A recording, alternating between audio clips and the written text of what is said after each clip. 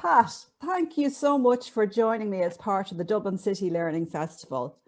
As you know, the Dublin City Learning Festival, the aim is to promote lifelong learning.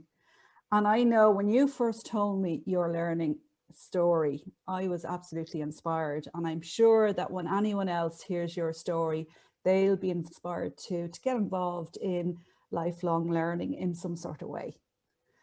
So will we kick off by maybe starting off telling us a little bit about, back in the day, your experience in school? Yeah. First, my name is Pat Fitzsimons, an IADT student. I'm a mature student. And going back in memories of my experience of school was really a bad memory. It wasn't a good start. Because of actually my art itself, believe it or not, the talent got me into trouble.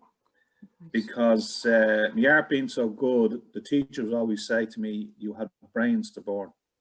And of course, the academic was where I failed really bad. I was no good at it whatsoever. And because of that, it always got me the cane or the strap. Oh gosh. Or even put into a corner in the classroom, and the teacher and students would actually make a laugh at me, saying how really stupid I was and stuff like that. Okay, not great. Sure, it wasn't. No, it wasn't. No. It wasn't a great memory, I have to say. It really wasn't, Okay. Actually, it caused me to be disillusioned about the whole education thing, really, when I think about it, back when I was a child, And being a child, I didn't know. And, how do you go through experience being a child to try and cope with what you're coping with? And the way I thought I was treated very badly. And therefore, I end up really hating educating and hating school and probably even hating teachers. Gosh. And when did you leave school then, Pat? I left school at 15 years of age, and I asked my father, could I do it? He knew about the hardship I had in school, so did my parents, because they were always called into the school as regards to me getting into trouble. Right. And so therefore, my father said, if I can get a job in the summer, that summer, I think it was the year 1976, and I ended up then going first in the clothing trade. I got a job there, and then I went from there to construction on the building, and counting as earned me way, my father says, okay, Pat, you don't have to go back to school. And to me, it was a great relief, to be honest. Okay. So you left school at 15 as a disillusioned 15-year-old. And here you are over 40 years later, about to graduate with a BA honours degree in art from IADT. How did you get from there to here? Can you tell us a little bit about that? Yeah, sure. In the year, I think it was 2013, really, it all happened. No, actually 2012, and all kicked off. Okay. And what happened was I was doing an art class because I always loved art. And there was a teacher there, an art teacher called Karen. And she saw the talent of my art. And the question she put to me, she says, Pat, did you ever think about doing art college? And to me, what a question to ask me, because my memory of education, I says, me in college? I says, Karen, no way would I be able for college. No way. And of course, the reason why I thought that is because of my memories of education. So to me, to go to college was definitely a no-no. And I said to Karen, you probably say that to all your students, actually. And she turned around and says, no, actually, I don't, Pat. I'm saying it to you because of the talent you have. And I think you'd be a great asset. And I think you'd be able for art college. And I said, do you really mean that? And she says, yes, I really do. And she asked me to think about it. And I actually did start to think seriously about what she was saying, because she was starting to talk to me as if she had belief in me. And this was something new to me, Right. So that was a really positive. You had the negative as a child, and now you're getting that positive with reinforcement, encouragement. Yeah, because that encouragement then, because I told Karen that the reason being I thought college is no good, I said, well, Karen, I've no exams. I didn't do any exams. I said, I've nothing as regards to my education background. Okay. And she said, sorry, she said to me then, well, Pat, we can sort that out. And I says, how do I do that? And she says, evening classes. And she says, you have to do 2 subjects. And believe me, you get these 2 subjects, you'll be able to get into college. And I said, what are they? And she said, English and maths. Just the 2. Right. And she said, start off with your junior, and then then go for your, what was it, leaving cert. Now, she didn't say do the high one. There's a low junior and low intercert you can do. Yeah, but the she ordinary said, level. the ordinary level, Yeah, yes. yeah. And when I went for the ordinary level, she says, all you have to do is pass. Yeah. So she said, what I'll do, she said, to help me, I'll contact people who can arrange these classes for you. Would you go? I said, yes. You would. And off you went, and you got them. Off I went. I passed. I couldn't believe I had papers in my hand to say the junior and leaving cert. I said, I actually done junior leaving cert. I know it's 2 subjects, Yeah. but I was glad that I passed, yeah. Well done. So then you have that qualification, which gives you that passport into 3rd level. Yeah. So what was the next step? How did you feel about returning to education, and how did you make that final step to sign up for the degree? Well, the step I made I applied in IADT first of all through an art portfolio. Okay. I sent that in. I wasn't expecting to get any good results, to be honest. It was between, I think, 300 to 600 points, as regards to your portfolio. But I got the top of it. I got the 600. I got the top marks as regards to my portfolio. So I went, wow. I was sort of surprised at that. But obviously, they seen the art talent and say, oh, this is a good person to sort of to bring into our college. Yeah. Yeah. So that got me then in the door. And he sent me a letter to say, congratulations, your portfolio has been top marks and we gladly accept you as a student. I couldn't believe it, to be honest, because I was a bit nervous waiting on the letter. Am I going to get in, not get in? Because to be honest, I was thinking, there's no way I'm getting in here. That was in the back of my mind. I know. That's my negativity from childhood onwards. Yeah. But anyway, the portfolio did go in and I did get it. And then when I started college, my main concern, and this was all the way through 4 years of college, now this anxiety did not leave me, was failure and dropout, especially dropout. Mm-hmm. I really thought, well, listen, I'll give it a go, but I know I'm going to be dropping out. That was in before I started college. So you could say with my anxiety and my bad memories of childhood, I didn't even give myself a good start because I said, there's no way I'm going to make it to the finish line. Right. And I just had sleepless nights about that. But I still wanted to give it a go. I wasn't backing down. I just knew my anxiety, and I knew the challenge was an uphill climb, to be honest, for me to go back to college. Yeah. And Pat, like that was a big step, sort of going back to college. Were there any financial supports available to you to get back as a mature student? Yeah, this is the thing I was amazed at. One of the things that I found and I never knew about was the Susie grant. Yeah. And because of me being a low income, I was actually on the welfare, believe it or not. But being a low income, the Susie grant helps pay for your 4-year college. Okay. Which I thought was fantastic. So at least I had it paid for,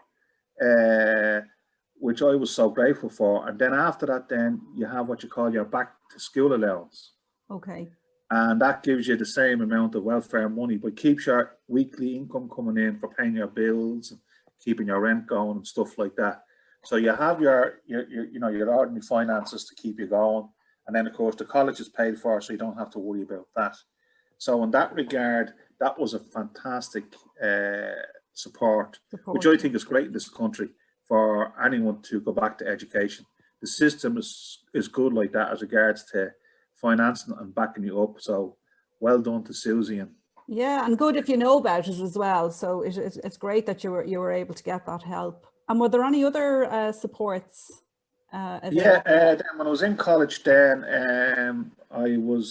this was in my second year in college, and it was 2015, and I was talking to a girl called Sinead, and she was telling me about this, what did he call it? It's a bursary 1916, and she was saying that would I go for it?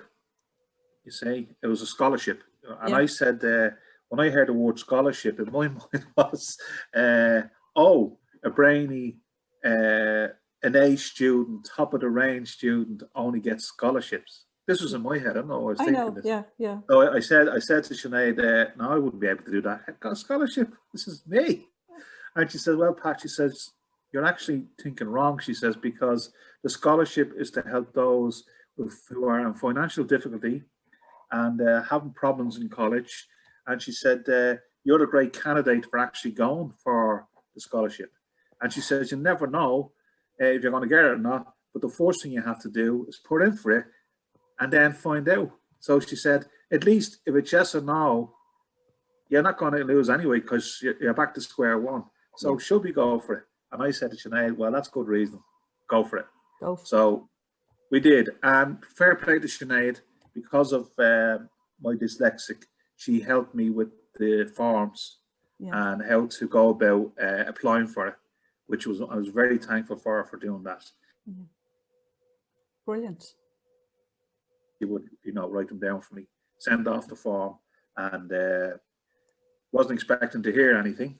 And at that time, there was 8 colleges in all that was granted this by the government as regards to this scholarship. And IADT is one of the 8. And only out of the whole college, I think only 4 is eligible. So it's 4 out of each college, and I was one of the 4. You were one of the 4. Brilliant. Congratulations. And come here to me, Pat, you mentioned the dyslexia there. And so it turns out all the time that when you were at school, you had dyslexia, nobody ever even noticed. So what is it like, were there any supports for you in IADT then to help you with your assignments and college work and kind of get around the dyslexia? Yeah, good question there, Loretta. Yeah, actually there was, because it was in my second year that I was in the support student centre, for supporting, and especially the Student Learning Centre. Sorry, the Student Learning Centre, yeah. especially for my academic studies. And what it was, when I was attending that to help me with my academic studies, one of the person noticed something about me and said, Pat, are you dyslexic? And I said, no, I don't think so. And I thought, believe it or not, dyslexia was to do with your eyesight. You see words backwards. Right, yes. Right? No, I said, I can see words clearly, I can read. She said, no, she said, you know what dyslexic is? And I said, no, dyslexia is not got to do with your eyesight, she said. It's actually to do with your brain. I said, oh, is it? She said, yes. And I said, oh, well, then I don't know.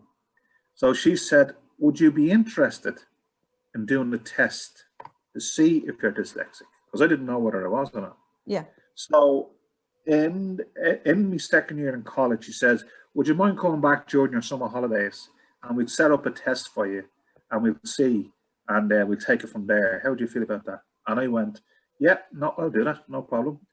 And so she sent me a letter. I went in then to IADT, went over to the offices, and I think it's the Cardiff building.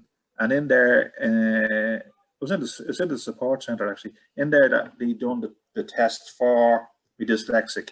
A long old test, I have to say. You do all different things in this test. It was a long test.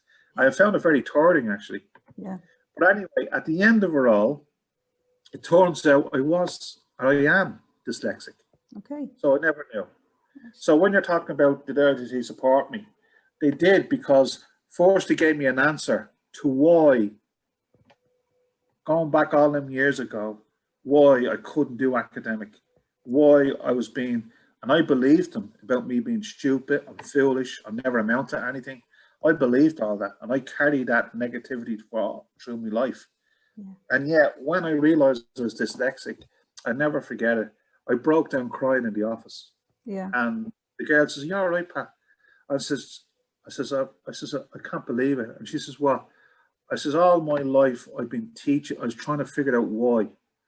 Why was I good at art? Why was I talented? I knew I was intelligent. I just couldn't say, why could I not do academic studies? What was wrong? I couldn't put my finger on it. Yeah. Was I lazy? Was I stupid? But when I realised I was dyslexic, I just broke down emotionally and I said to the girl, now I have the answer. Yeah. I never had the answer Like all a through my weight off life. your shoulders, was it? It did. It took a weight off my shoulders, but I'd never known, Yeah. only for going to IADT. So going back to college helped me to realize the answer I was looking for. Okay. So when you think about support, yes. And then after being dyslexic, when it comes to support, there's a chap called Colin. He does the electronic side of it. And he gave me stuff for recording. There's a pen you can get, you can record on a notebook. And especially when you're at lectures, and when you're doing the recording, then you write your notes. And when the pen comes to that part of the note, you'll hear it on your recording, because my spelling wasn't great. Yeah. And then, of course, the recording of the tutor, I could take notes then to help me to learn as regards to art history, because that's what it was all about. It was all about art history. Okay. And so that was great in that sense. And then I had the tutor who was doing the lecture with me, Dr. Thomas Duffy, who I have great respect for, wonderful man. He also supported me. He knew I was dyslexic. And of course, the whole thing about it was I explained to all my tutors about me dyslexic. I told them about my past, and I told them about where I'm at, and I told them about being afraid of dropping out. So because they knew this about me, they were very supportive. Fantastic. And I mean every tutor and every staff in IADT. Isn't that lovely to hear? The amount of support. Yeah, honestly, it's fantastic. Once they know, if you put them in the picture, the whole idea is sometimes you can be embarrassed about talking about things like that. Yeah. You don't want people probably to think to judge you or think little of you. Because that's a lot of things I was doing through my anxiety. I was afraid, to let people know. But I realized when I did let them know, what a big difference. Yeah. Because they didn't judge me. As a matter of fact, they had more respect for me. And they said, Pat, we'll do our best to help you. And I was just, couldn't believe it, because what a change from childhood education to the system now. What a change. What a story, Pat. Fantastic. So if you were to give advice to anyone thinking of returning to education, particularly maybe as a mature student after a gap, is there any kind of words of wisdom that you would impart to them, Pat? Yeah, well, the first thing I would say, especially to mature students and going back to education, you're never too old, is number one. Yeah. Don't never think that. Also, what you will bring with you, no matter who you are, no matter what you may think of yourself as regards to your level of your education or your intelligence, what you do bring with you that helps the younger students is your years of experience. And I found that out because I brought years of experience. And when I helped the students, especially when it came to the studio arts and helping them, with woodwork or anything that has to do with the hands, they were so grateful that when I needed help from the academic, they paid me back in return. They were only too glad to support me. Fantastic. So that's what mature students will bring. Also, the fact is that challenges will be there. It can be hard. Depends, of course, on the student themselves. If they're well-educated, mature students, well, they might do very well. But if you're like myself, dyslexic, maybe poor educational background, you can achieve it. And support is there. One of the things that I would advise anyone going back to college, ask for help. Really, really ask for. The support is there. You'll not be judged whether you're a man or a woman. Don't, because if you're maybe thinking negative and thinking low on yourself, get the courage to ask. And once you ask, you broke that ice, and you'll be amazed with the support that's there. Because that's one of the things I find really good today. The support and education, totally different. It's all about helping each other. As a matter of fact, what I would say to mature students about, especially my experience in going back to college, is that we're all one family. This idea, like when I was a child, I looked at teachers as really authority and power that I hated because of the cane and the straps and the things they'd done to me. But it's not like that today. It's all about helping each other, being a family, and really just pushing forward and hopefully giving yourself a better future. Yeah, and bringing out your strengths and your gifts and not to be worried about the other bits. Isn't that fantastic? That's right. Look, right. Pat, thank you so much for sharing your story with me today. And I think you'll have inspired anyone listening to think about maybe pushing themselves a little bit out of their comfort zone and taking that first step to maybe going back to college. And even if it's not college, just taking up a course in an area that interests them and that they'll get to enjoy and express themselves. Yeah, because just to end with this, Loretta, one of the things I'm thinking about after college is I might take up courses on computers, you know, as a guard. I might take up courses on photography, being an artist, because I'm thinking about photography. I was also thinking about it, but I'm not sure yet. I was thinking about what's it like to do the masters. Now, of course, it'd be a lot harder for me, but I'm just wondering, is there a system there that helps people like me? But that's one thing that education is doing. It's helped me to think now my next step. And of course, knowing I can go to career guidance, always look for support, look for advice. So if you're making a decision, don't make it on your own. Yeah. See what's out there. Put your situation out there. Explain to the person who you're probably dealing with about yourself. They'll let you know whether or not it can be achievable. So that's the thing. Don't do it on your own. Fantastic. Listen, thank you so much, Pat. Okay. Thank you.